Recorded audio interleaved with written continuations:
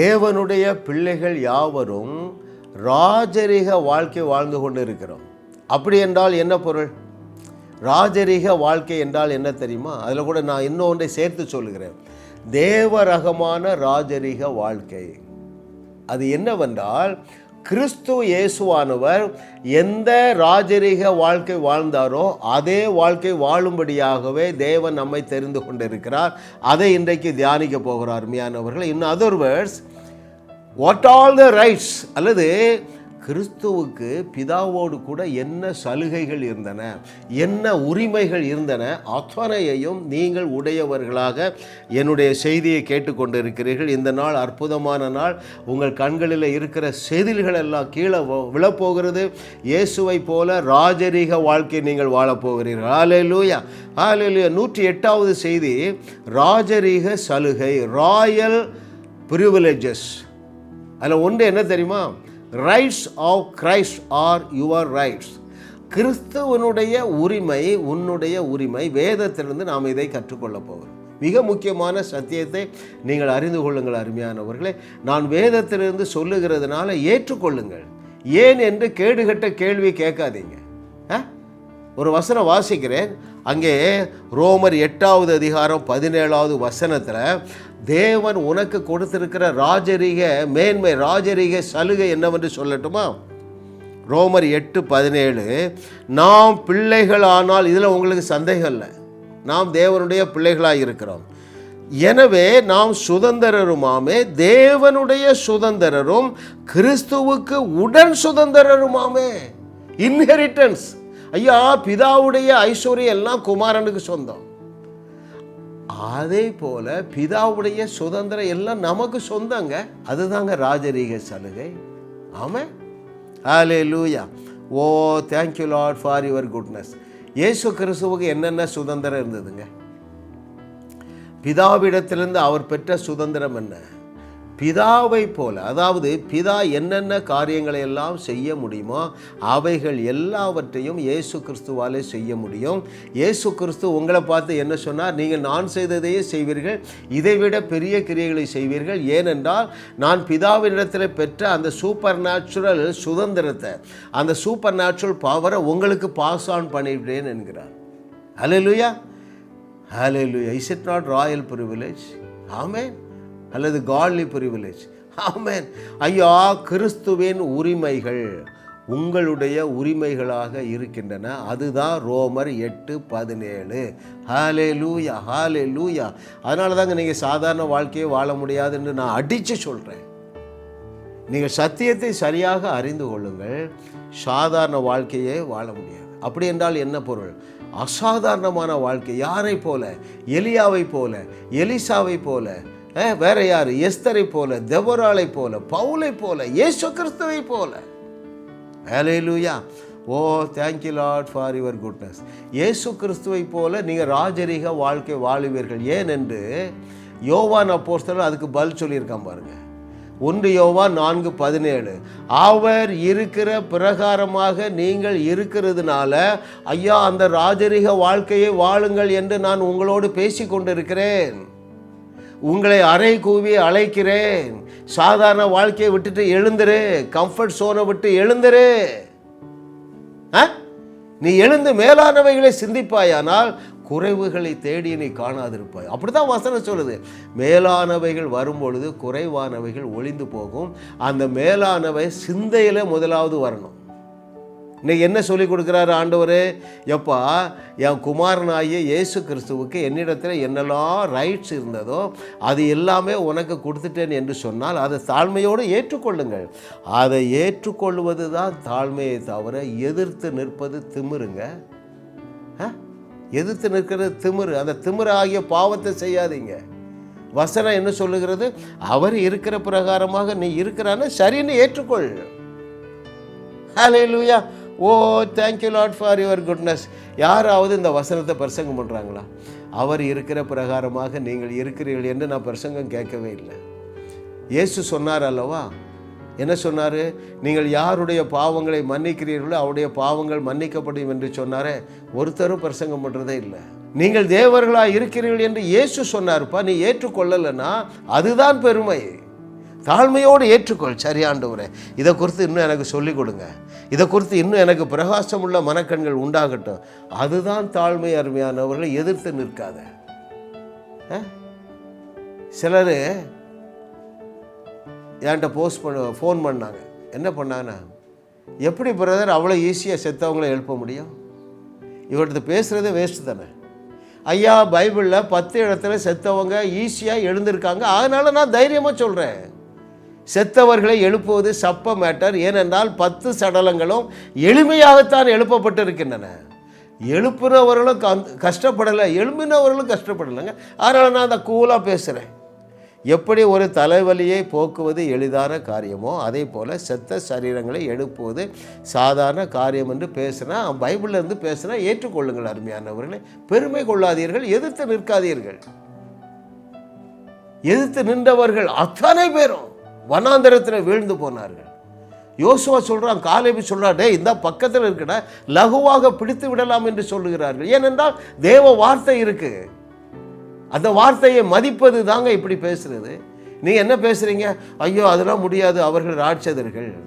என் பிரச்சனை தலைக்கு மேலே உள்ள பிரச்சனை, என் வியாதி 20 வருஷம் இருக்குது, எங்கள் அப்பாட்டிருந்து வந்தது. இதுதான் திமிரான பேச்சு. வனாந்தரத்தில் வீழ்ந்து போன 99.99% நீங்கள் மாட்டிக்கொள்ளாதீர்கள். அருமையானவர்களே, ஹல்லேலூயா. ஐயா, கிறிஸ்து இயேசுவுக்கு தேவனிடத்தில் என்னெல்லாம் உரிமை இருந்ததோ அத்தனையையும் நீங்கள் பெற்றிருக்கிறீர்கள். அதைத்தான் அந்த வசனம் சொல்லுது, உடன் சுதந்திரர். இயேசு கிறிஸ்து பிதாவுக்கு சுதந்திரர், நீங்களும் நானும் அவரோடு கூட உடன் சுதந்திரராக இருக்கிறோம். எனவே நீங்கள் தைரியமாக கிருபாசனத்தண்டை செல்லக்கூடிய லைசன்ஸ் வாங்கிட்டீங்க. முன்னால் தான் யார் வேணும்? பிரதான ஆசாரியன் வேணும். ஏன்? திரைச்சீலை இருந்தது, இப்பொழுது திரைச்சீலை கிழிக்கப்பட்டாயிற்றே. ஏன் இன்னும் சஞ்சலத்தோடும் தவிப்போடும் வாழுகிறீர்கள்? ஏன் இன்னும் உங்களை நன்மையும் கிருபையும் தொடருவதற்கு பதிலாக நாயும் பேயும் தொடருது? ஏன் கஷ்டம் தொடருது? ஏன் கண்ணீர் தொடருது தெரியுமா? உங்கள் ஸ்டேட்டஸை குறித்து உங்களுக்கே அறிவில்லை. மாட்டிக்கிட்டீங்க. ஹல்லேலூயா, ஹல்லேலூயா. கர்த்தரை தெய்வமாக கொண்ட நாம் பாக்கியம். இதைத்தாங்க இயேசு சொன்னார். யோவான் 8:32 என்ன சொன்னார்? You shall know the truth and the truth shall set you free. What does it mean? நீ சத்தியத்தை இன்னும் அறியலாமா? அறிஞ்சால் விடுதலை ஆகிடுவான். உன் புருஷன் குடியிலேருந்து வெளியே வந்துடுவான். உன் புருஷன் தவறான தொடர்பில் இருக்க மாட்டான். நீ இந்த பாவத்தில் இருக்க மாட்டான். உன் பிள்ளை உனக்கு கீழ்ப்படியலை. ஏன்? You have not known the truth rightly. இந்த 21ஆவது நூற்றாண்டில் இயேசு கிறிஸ்துவிட்ட கேட்டால் என்ன சொல்லுவார் தெரியுமா? சத்தியத்தை சரியாக அறிவீர்கள், அப்பொழுது நீங்கள் விடுதலை. அவர் அன்னைக்கு என்ன சொன்னார்? சத்தியத்தையும் அறிவீர்கள் என்று சொன்னார். இந்த 2000 வருஷத்தில் நிறைய குப்பையை புரிஞ்சுக்கிட்டாங்க. வெளியே போட வேண்டிய குப்பையெல்லாம் மனசில் வச்சுருக்காங்க. தேவன் கோபமாக இருக்கிறார், அவர் எரிச்சல் உள்ள தேவனாக இருக்கிறார், அவர் தண்டிக்கிற தேவனாக இருக்கிறார். மாட்டிக்கிட்டீங்க. அவரை பற்றி தவறான போதனை நீங்கள் கேட்கிறீர்கள். எனவே சத்தியத்தை நீங்கள் சரியாக அறிவதற்கு பதிலாக தப்பா நீங்கள் அறிஞ்சிருக்கீங்க. என்ன செய்யலை? அவர் இருக்கிற பிரகாரமாக நீங்கள் இருங்கள் என்று சொல்லலை, இருக்கிறீர்கள் என்கிற வார்த்தை உங்களுக்கு மாம்சமாகவில்லை. ஹல்லேலூயா. பாருங்கள், கிறிஸ்துவுக்கு சொந்தமான ஆசீர்வாதங்கள், ஆற்றல்கள், அதிகாரங்கள் உங்களுக்கு இல்லை என்று சொன்னால், நான் சொல்ல போகிற 3 வசனத்தையும் இயேசு சொல்லி இருப்பாரா என்று சிந்திக்க போறீங்க. இன்னும் ஒரு சில நிமிடங்கள். எதை சிந்திக்க சொல்லுகிறேன்? உன்னையும் என்னையும் பார்த்து இயேசு கிறிஸ்து என்ன சொல்லி இருக்கிறாரோ. உங்களுக்கு தெரியும், அவர் பொய் சொல்ல தெரியாது. எள்ளளவும் பொய்யுரையாத இறைமகன். அவர் உன்னை பார்த்து ஒரு காரியத்தை சொல்லியிருக்கிறார்னா நீ அதை ஏற்றுக்கொள்ளிட்டு தானே ஆக வேண்டும். அப்படி அது நிஜமாக இல்லை என்றால் உன்னை பார்த்து எப்படி சொல்லுவார்? அவர் என்ன சொன்னார்? யோவான் 20:23 சொல்கிறாரு, நீங்கள் பாவங்களை மன்னிப்பதற்கு அதிகாரம் பெற்றிருக்கிறீர்கள் என்று சொன்னால், அப்போ அந்த அதிகாரத்தை தராமல் சொல்லுவாரா, தந்து விட்டு தான் சொல்லுவாரா? இந்த கேள்விக்கு யோசிங்க, பதில் லகுவாக கண்டுபிடிப்பீங்க. ஆமாம், உங்கள் பையன் 5 வயசு பையங்க, அவங்ககிட்ட நீங்கள் பைக்கு சாவியை கொடுக்க மாட்டீங்க. ஏன்? அவனுக்கு ஓட்ட தெரியாது. அப்போ உங்களாலே பாவத்தை மன்னிக்க முடியாது என்றால் உங்களிடத்தில் இந்த வார்த்தையை சொல்லி இருப்பாரா? கவனிங்க அருமையானவர்கள். யோவான் 6:58 நான் உங்களுக்கு வாசிக்கிறேன் பாருங்கள். தேவன் உங்களுக்கு சாவு வராதுன்னு சொல்றாரு. அது நிஜமாக இல்லை என்றால் அந்த வார்த்தை சொல்ல மாட்டார் பாருங்கள். அதை வாசிக்கட்டுமா? அங்கே யோவான் 6:58 வானத்திலிருந்து இறங்கின அப்பம் இதுவே. அவருடைய மாம்சத்தை பற்றி சொல்றாரு. இது உங்கள் பிதாக்கள் புசித்த மன்னாவை போல அல்ல, அவர்கள் மரித்தார்களே. இந்த அப்பத்தை புசிக்கிறவன் எவனோ அவன் என்றென்றைக்கும் பிழைப்பான். அப்போ அந்த ஆசீர்வாதத்தை தராமல் அந்த வார்த்தை அவர் சொல்ல மாட்டாருங்க. இன்னும் இயேசு கிறிஸ்து என்ன சொன்னார்? இதை கேட்டுக்கொண்டிருக்கிற தெய்வ மகனே, தெய்வ மகளே, உன்னை பார்த்து நானாவது தெய்வ மகன் தெய்வ மகாங்கிறேன். அவர் என்ன சொல்லிட்டாரு? நீங்கள் தேவர்கள்ட்டார். என் செய்தியை 10 நிமிஷம் கேட்குறீங்க, ஏன்னா நீங்கள் தேவனுடைய பிள்ளைகளாக இருக்கிறீர்கள். எனவே வேத வசனம் உங்களுக்கு தேனிலும் தேன் கூட்டிலிருந்து ஒழுகும் தெளி தேனிலும் மதுரமாக இருக்குது. அப்போ நீங்கள் தேவனுடைய பிள்ளைகளாக இருக்கிறீர்கள். நீங்கள் யாராக இருக்கிறீங்கன்னு அவர் சொல்கிறாரு. நீங்கள் தேவனுடைய வசனத்தை பெற்றுக்கொண்டு தேவனுடைய பிள்ளைகளாக ஆனதுனால நீங்கள் தேவர்களாக இருக்கிறீர்கள் என்று சொல்லாருங்க. இயேசு கிறிஸ்து தேவனாக இருந்தார், இருக்கிறார். அதனால தான் நான் போட்டிருக்கிறேன், rights of Christ are your rights. கிறிஸ்துவுக்கு என்னெல்லாம் உரிமை உண்டு அந்த எல்லா உரிமையும் உங்களுக்கு உண்டு. அதை சொன்னவர் இயேசு கிறிஸ்து அல்லவா? நீங்கள் தேவர்களாக இருக்கிறீர்கள் என்று எந்த மனுஷனும் சொல்லலையா? இயேசு சொன்னதை ஏன் நீங்கள் சீரியஸாக எடுக்க மாட்டீங்க? ஹல்லேலூயா, ஹல்லேலூயா. கர்த்தரை தெய்வமாக கொண்ட நீங்கள் பாக்கியவான்கள். அருமையானவர்களே, என்னுடைய செய்திகள் மூலமாக நான் சில வசனங்களை வாசிக்கிறேன்ல, அது எனக்குத்தான் என்று எடுத்துக்கொள்ளுங்கள். ஏன்? நீங்கள் அந்த நிலையில் இருந்து செயல்பட வேண்டிய பொறுப்பு உங்களுடையது.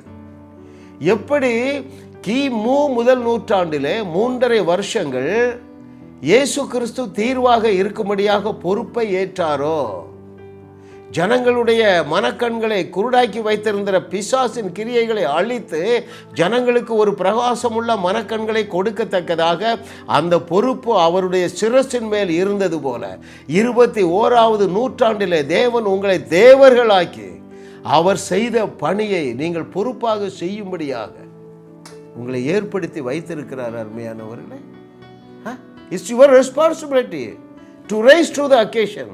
21வது நூற்றாண்டில் உங்கள் கிராமத்திலே, உங்கள் பட்டணத்தில், உங்கள் நகரத்திலே காணப்படுகிற அத்தனை பிரச்சனைக்கும் நீ தீர்வாக செயல்பட வேண்டாமா?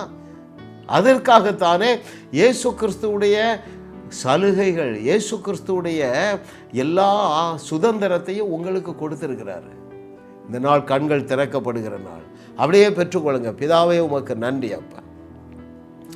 இந்த பிள்ளைகள் கிறிஸ்து இயேசுவுக்கு நீர் கொடுத்திருந்த சுதந்திரங்கள், உரிமைகள், சலுகைகள் எல்லாவற்றையும் என்னுடைய பிள்ளைகள் பெற்றிருக்கிறார்கள் என்கிற நிஜத்தை அறிந்து கொள்ளக்கூடிய ஒரு பிரகாசமுள்ள மனக்கண்கள் இவர்களுக்கு உண்டாவதாக இயேசுவின் நாமத்தில் பிதாவே, ஆமென், ஆமென்.